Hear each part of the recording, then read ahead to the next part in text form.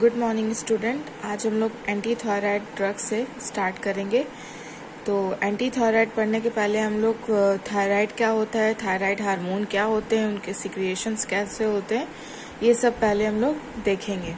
तो जो थायराइड है वो हमारे बॉडी में सबसे लार्जेस्ट इंडोक्राइन ग्लैंड होता है, जो कि ट्रैकिया के बोथ साइड बटरफ्लाई शेप में प्रेजेंट होता है, लाइक दिस। ये जो है ये थायराइड ग्लैंड है और ये जो चार दिख रहे हैं ये पाराथायरॉइड ग्लैंड होते हैं। हमारे थायराइड ग्लैंड से दो हार्मोन सीक्रेट होते हैं, T3 एंड T4। T3 को हम लोग ट्राई आइडोथायरॉक्सिन भी कहते हैं और T4 को टेट्रा आइडोथायरॉक्सिन कहते हैं और इसका एक और नाम भी है थायरॉक्सिन। ये दो हार्मोन जो हैं वो हमारे थायराइड ग्लैंड से सीक्रेट होते हैं। अब इनका सिक्रिएशन कैसे होता है, थायराइड ग्लैंड जो है वो सिक्रीट कैसे होते हैं। हमारे ब्लड में आयोडीन प्रेजेंट होता है, जो हम लोग नमक के थ्रू लेते हैं। मेनली हमारे ब्लड में आयोडीन प्रेजेंट होता है, जो कि परऑक्सीडेज एंजाइम के थ्रू आयोडाइड से आयोडीन में चेंज हो जाता है। आयोडाइड I- को कहते हैं और I2 आयोडीन है। तो जो आयोडीड है वो परऑक्सीडेज एंजाइम के प्रेजेंस में आयोडीन में चेंज हो जाता है। अब टायरोसिन अमीनो एसिड जो आयोडीन में होता है वो दो मॉलिक्यूल बनाता है, फर्स्ट MIT एंड दूसरा DIT। MIT को हम लोग मोनो आइडोटायरोसिन कहते हैं एंड DIT को हम लोग डाई आइडोटायरोसिन कहते हैं। इनके नाम से ही पता चल रहा है, मोनो आइडो मीन्स इसमें एक आयोडीन है और डाई आइडो मीन्स इसमें दो आयोडीन है।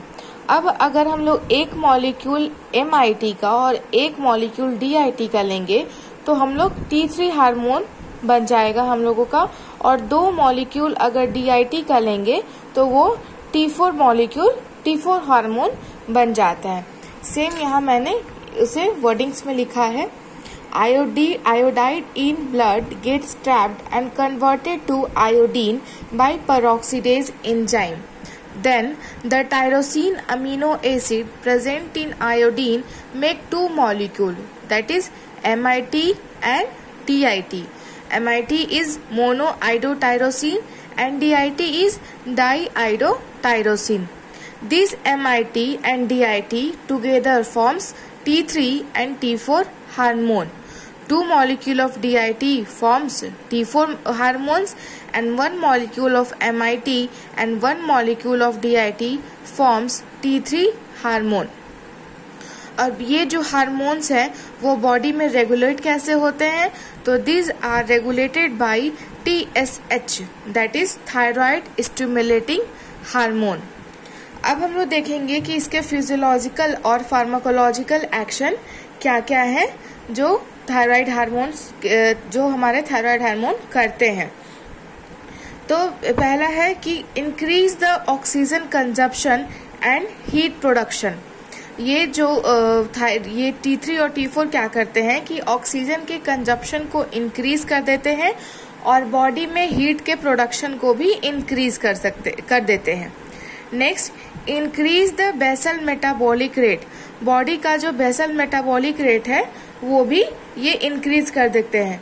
जो खाना हम खा रहे हैं वो टूट रहा है, उससे प्रोटीन का बनना, यूरिन का बाहर निकलना, ये सब मेटाबॉलिक प्रोसेस है जो इनके रेट को ये बढ़ा देता है। Promotion of growth and protein synthesis.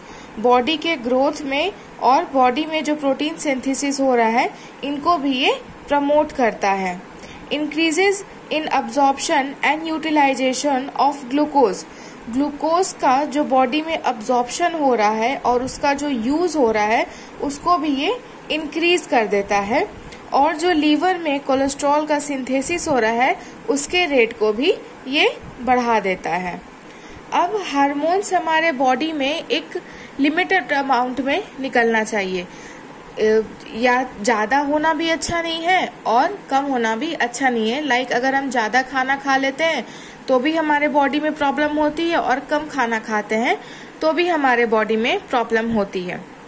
तो जो थायराइड हार्मोन है अगर कम सीक्रिएट होता है तो उसको हम लोग हाइपोथायराइडिज्म कहते हैं, और थायराइड हार्मोन अगर ज्यादा सीक्रिएट होता है तो उसको हम लोग हाइपरथायराइडिज्म कहते हैं। तो जो डिसऑर्डर्स हैं थायराइड हार्मोन का उनको हम लोग कल देखेंगे। That's all for today. Thank you.